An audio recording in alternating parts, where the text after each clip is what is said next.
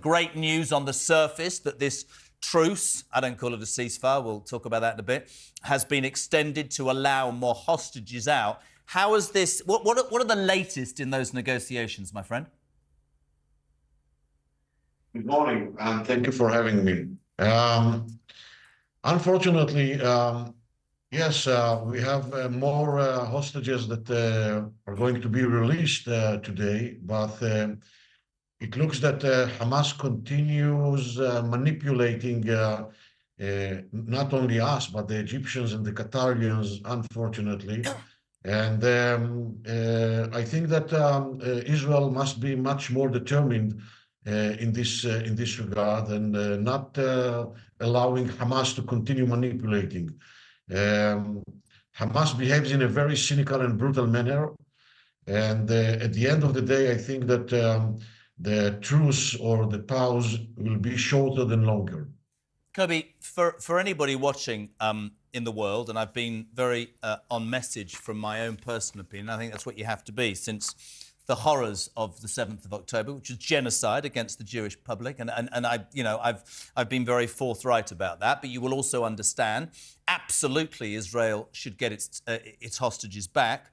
Obviously, the global community looks at 14,500 deaths and sees Gaza being flattened, and I understand where the IDF are coming from, but then the argument starts and the part that America plays. What I find abhorrent is that these poor human beings are being used as pawns in a game, and this war stops. Well, we have some. I've had discussions with people about, should Israel be negotiating with terrorists? But of course, no. But of course, you want the hostages back. And Israel being very straight, when the hostage taker, handover is finished, the war continues. So it's a daily nightmare for so many people. And I guess, like you, all I can think about is those poor people. And can I just differentiate, please, between people who tell me that Palestinian people in prison and terrorists and hostages from terrorists are the same? The hostages were taken by terrorists at gunpoint from a kibbutz in the morning of the 7th of October, and terrible, terrible things happen. That's the difference, isn't it, Kobi? Yes, I couldn't say it better than you. Exactly. I mean, there is, I would say, some moral inclarity. There is no moral clarity, not only with regard to Hamas as a very brutal and murderous terrorist organization, but with regard to Qatar as well. Yeah. The idea that the United States makes Qatar as the princess of diplomacy here in the region, where Qatar is an empire, a criminal empire that supports not only Hamas.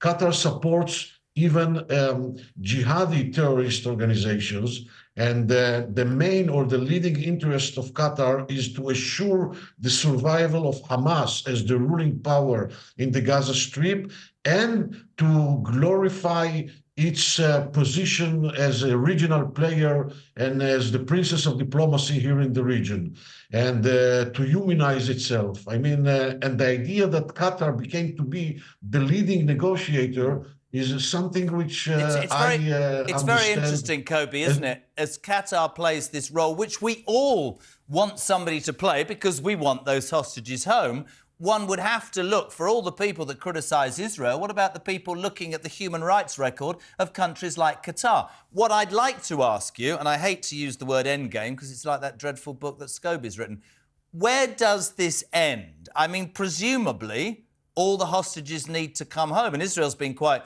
honest and said the war will then continue. I will put this to you because I read this and I think it's relevant.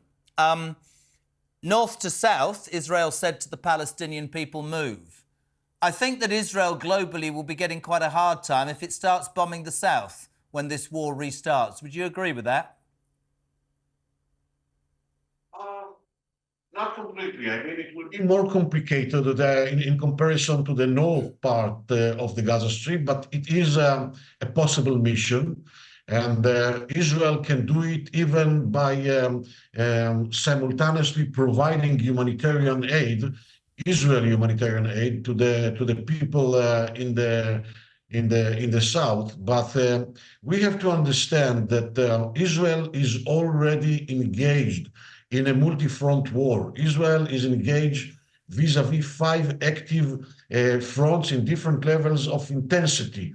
Okay, it's Gaza Strip, the West Bank, South Lebanon, South Syria, and Yemen. And there are two additional potential fronts that might erupt: Western Iraq and the domestic front inside the state of Israel, I mean the Arab citizens of Israel. And this is not an imaginary scenario. We met it 2.5 years ago. And therefore, we are talking not only about the war between Israel and Hamas, we are talking about a regional war with global implications, because Hamas is a component of a broader axis, the resistance axis, which is led by Iran and supported by Russia and China. And therefore, we must accomplish successfully the mission in the Gaza Strip and to dismantle militarily and governmentally Hamas. Otherwise, we are going to face and to tackle huge, huge troubles and challenges in all the other fronts. And this will be a collapse of the American interests as well. And this will be a destabilization factor in the entire Middle East.